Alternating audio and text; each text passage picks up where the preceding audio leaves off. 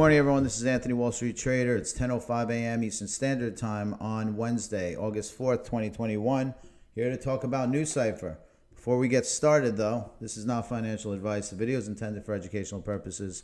Stay up to date. Click the like button, folks. This is a big deal because it'll help percolate our greatest product in the world, NuCypher, up to the top of the list so that people can take a look at it. It's one of the few cryptos that I am very engaged with in terms of my investments as it relates to the altcoin market. Intraday updates are in the Twitter link below, but let's move on into the markets first. NuCypher US dollar is still in this long-term broadening wedge, but let's just take a quick peek at what I've been looking at first. Over the past week, I had mentioned that I would go in and buy 25%. I would add a 25% of what I had invested in. I would add another 25%, even though I was maxed out at 100%. Broke my rule a little bit here because when a trade is tasty, the trade's tasty. That's exactly what I did. I wound up buying in when the NuCypher to Bitcoin pair dropped to 530. I said I would pull the trigger and buy 25% more. That's exactly what I did. I got it a little less than 21, but I'm going to put 21 here. I round it up. And I bought another 25%. So now my allocation, as you see on the right-hand side, is 125%, which is now. Prior, it used to be 43.7 cents at 100%. I now own more at a lower cost basis at 39.2 cents because I wound up buying a little more on my trade details on the right at 21 cents. So this is how you dollar cost average it down. I have a spreadsheet. I'll go into that ad nauseum another time. I think it would be helpful for you to understand how to do this dollar cost averaging and how do you get to an average cost basis.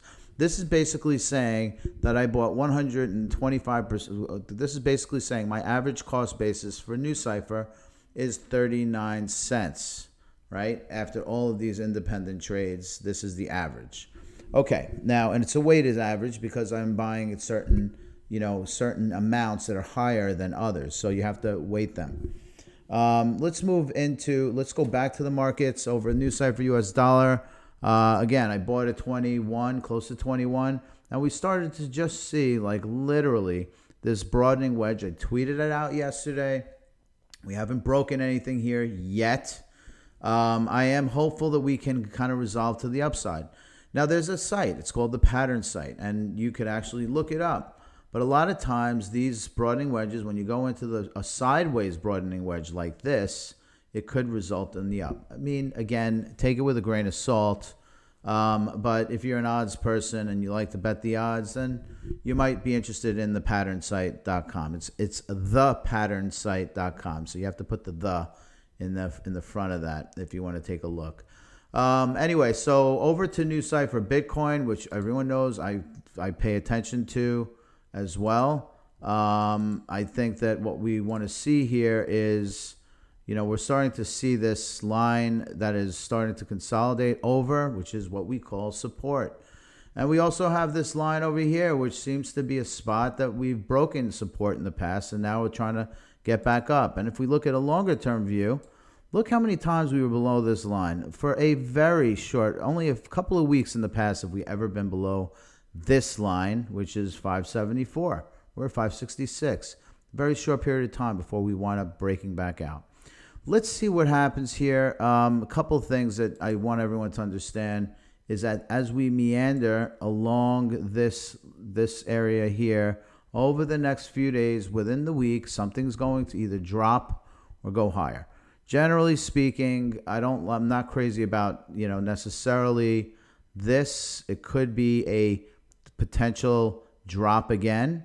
It's okay. I'm not expecting the world to fall out just because of that. So we have to see how this triangle pairs out. I mean, we kind of came in on the down, coming down into it, and in slightly more cases than not, it resolves to the downside as well. So, everything with a grain of salt, folks. If you're a long-term investor, you don't care about the intermediate to short-term aberrations. It's not something you should be worried about anyway, because if you're invested in it, you should expect to potentially lose all of your money. It is a risky asset. That being said, I fully anticipate with decentralized environments coming online in the future, because it is the future. These folks are, in pole position to take on a good chunk of that market. Now let's go over to Bitcoin, because Bitcoin, yesterday I drew a channel on for one of my other altcoins I cover, RLC, and I said if we bust through here, we could bust up nicely. Well, we did. As soon as we got through this line, we busted up. We were channeling over the last few days, and the bust up was nice. So that's helpful. We want Bitcoin to kind of be healthy. The area that I'm concerned in is the Bitcoin dominance pair. We could very easily be in a sideways motion for Bitcoin for some time to come, and that's a little concerning to me. But what's more concerning is this. This is the Bitcoin dominance pair, and as I've mentioned, when Bitcoin's really healthy, we're above 50. The crypto market needs a king of currency, and to me, this is the currency of value across all of it. And if we have just one, at least we have a better monetary system within the token world. Look at the US dollar. Now, you would think, the US dollar is the king dollar, and you need the king dollar to exist for the rest of the world to work well. And I think that, we very easily can see that, a currency that is a strong one will help. At least we have a store of value somewhere that the rest of the market could operate around. Ethereum's great too. I have no problem with Ethereum. I think it's a great investment, but I think it's more of a platform. It's not necessarily a store of value. Yeah, you can make money in it, but that's why we're in NuCypher as well, right? It's the services and products it gives you. It's not necessarily considered a store of value. When you have proof of work, energy is used. Energy is real money.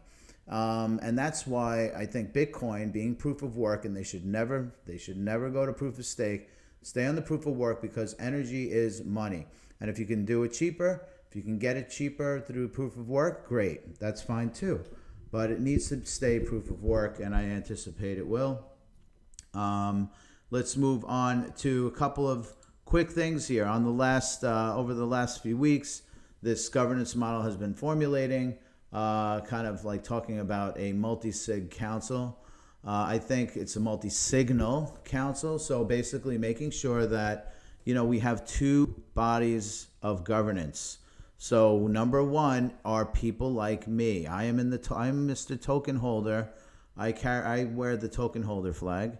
For those of you that might be listening to this video, you may also be stakers. And this is where you can really make some money, where you can stake it. I live in New York. It's really difficult for me to just plug my stuff in. I know that there was a Korean exchange that's allowing people to stake NuCypher for 39% or so, which is fantastic. I just don't have the access to that, and it's pretty hard to do as someone who just likes to go in and out of Coinbase. That's kind of like my go-to exchange market. But I'm a long-term holder. Yeah, I probably should consider staking in the future. I think it would be the smart thing to do. But again, just got to get some time to get around to it. But I think if you have the capability of staking, I think and you're a long-term holder, I think that's an excellent place for you to be. Anyway, that kind of sums it up in terms of NuCypher. I think we're still at 567 on the NuCypher Bitcoin pair.